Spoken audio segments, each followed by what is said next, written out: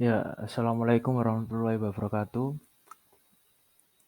Ya, di video kali ini saya akan menjelaskan tentang panduan observasi profiling peserta didik. Perkenalkan, nama saya Bagus Miftahul Nasir, kelas Biologi 2, NIM 2231259150. Mahasiswa dari PPG Prajabat Universitas Negeri Malang. Oke, sasaran observasi ini saya melakukan di pada peserta didik kelas 10 SMA N6 Malang.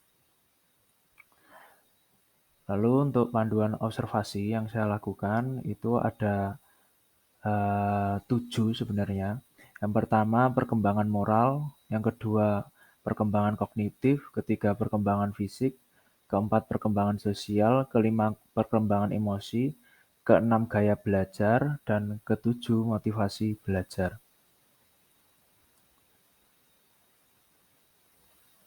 Di perkembangan moral, angket yang saya tanyakan nanti ada 4 aspek yang harus saya observasi. Yang pertama pertanyaan tentang peserta didik menaati peraturan yang dibuat di kelas ataupun sekolah. Yang kedua, peserta didik berperilaku santun. Terus yang ketiga, peserta didik menjawab salam. Keempat, peserta didik berdoa sebelum dan sesudah pembelajaran. Lalu di perkembangan kognitif ada 4 aspek yang harus diobservasi. Pertama, apakah peserta didik tertarik dan antusias selama proses pembelajaran? Kedua, apakah peserta didik aktif merespon pertanyaan guru selama pembelajaran berlangsung?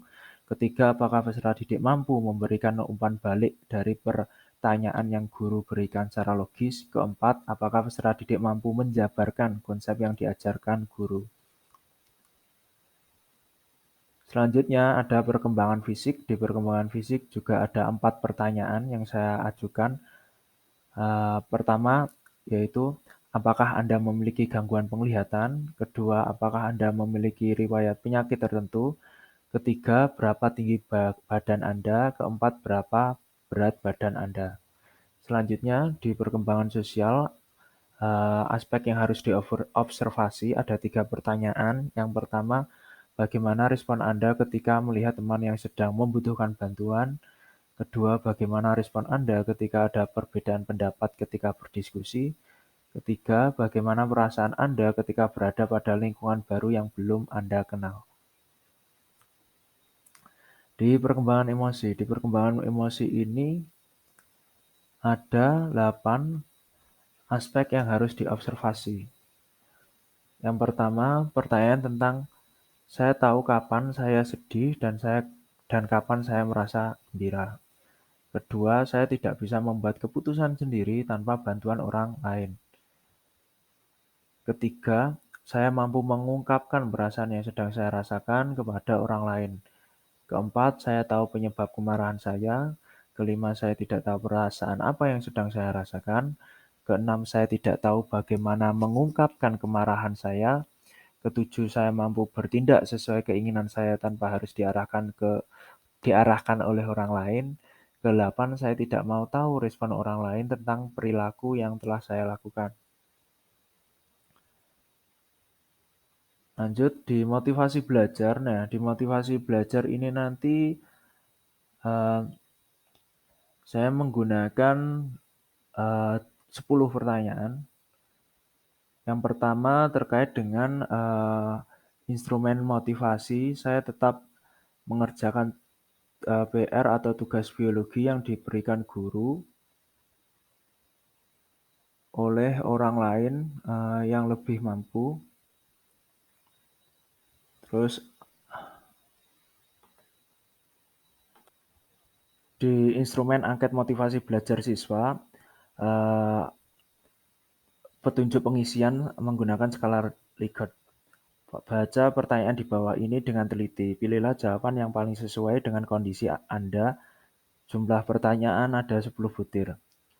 Yang pertama, saya tetap mengerjakan PR, tugas, atau biologi yang diberikan oleh guru walaupun tidak dibimbing oleh orang lain yang lebih mampu.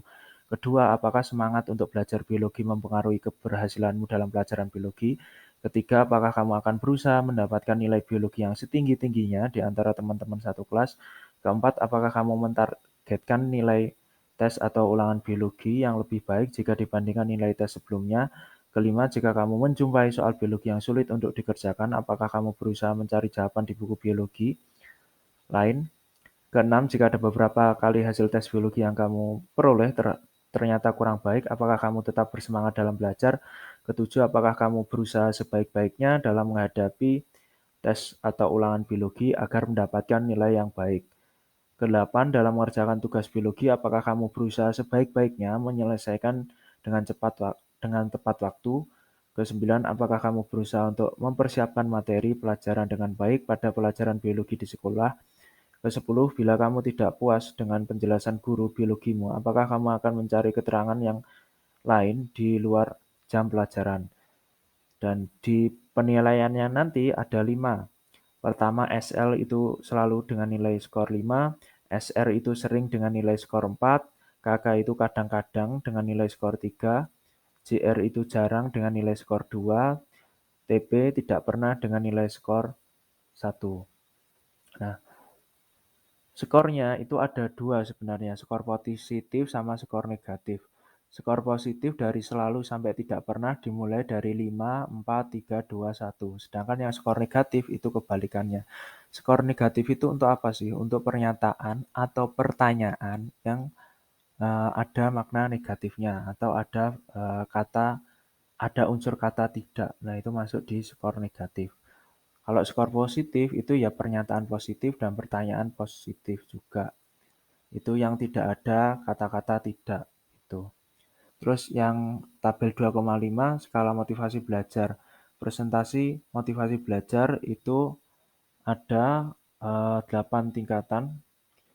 Pertama 80 sampai 36%, dia sangat rendah, 37%, 52% dia rendah, 53 sampai 68 dia 8% dia sedang, 69% sampai 84% dia tinggi, 85% sampai 100% dia sangat tinggi. Analisis motivasinya seperti ini, P sama dengan N kecil per N besar kali 100%. Ini untuk mengukur analisis motivasi. Sedangkan untuk gaya belajar, nah di gaya belajar ini juga ada 10 pertanyaannya. Pertama, petunjuk pengerjaannya terdapat 3 naskah kuesioner yang disiapkan. Kedua, baca dengan seksama uraian kuesioner di bawah ini. Ketiga, pilihlah salah satu jawaban A, B, atau C. Terus ngisi identitas, nama peserta didik, NIS, dan kelas. Kuesionernya ada 10 juga. Pertama, terkait dengan pada waktu belajar untuk penilaian atau ulangan harian, penilaian tengah semester, dan penilaian akhir semester, apakah Anda memilih A, B, C. Terus apa yang kalian lakukan sewaktu Anda mendengarkan musik, itu juga ada jawaban A, B, C juga. Terus pada waktu kalian sedang memecahkan masalah, apakah Anda bla bla bla, ada A, B, C juga. Terus jika kalian membaca untuk sekedar hiburan, apakah kalian memilih, itu juga ada ABC-nya. Terus untuk mempelajari bagaimana kerja komputer, apakah Anda memilih, itu juga ada penjelasan di ABC-nya. Nah, intinya di gaya belajar ini ada 10 pertanyaan maupun pernyataan, jadi campur gitu. Nah, peserta didik nanti memilih salah satu opsi dari jawaban ini, A, B, atau C. Jika jawabannya itu A, berarti dia memiliki kategori gaya belajar visual. Sedangkan kalau yang B itu memiliki kategori gaya belajar auditori, sedangkan C maka peserta didik memiliki kategori gaya belajar kinestetik. Jadi ketika nanti peserta didik memilih dan juga dijumlah, kalau banyak A berarti visualnya yang dominan, kalau banyak B berarti auditorinya yang dominan, sedangkan yang C berarti kinestetiknya yang dominan.